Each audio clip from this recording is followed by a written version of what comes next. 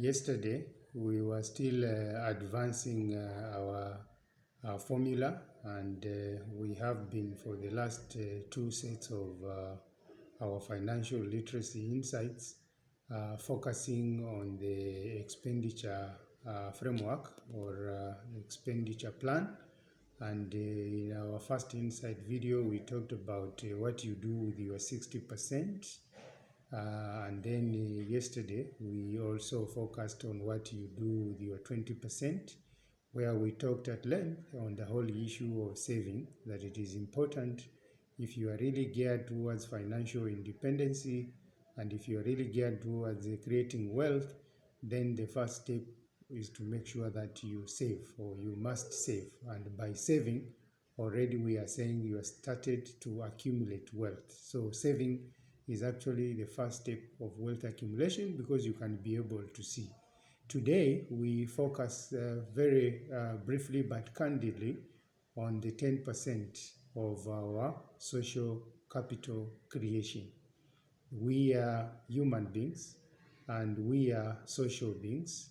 In fact, the reason why the human species are respected more is because they are social beings, and because of we are social beings, then we must be able to relate with each other very well. So relationships define the class that we occupy as human beings over and above other species, plants and animals.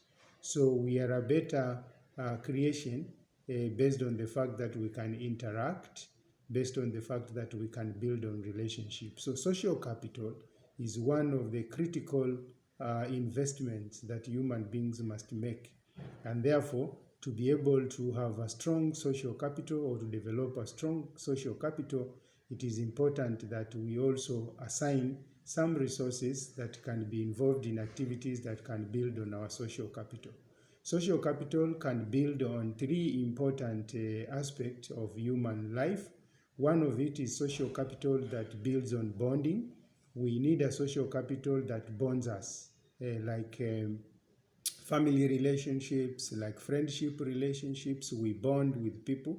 Social capital also works towards linking social capital, so that we have networks that can be able to be used to link us to other opportunities, either business opportunities, job opportunities. So it is important to also engage and develop your social capital for developing your linkages and networks.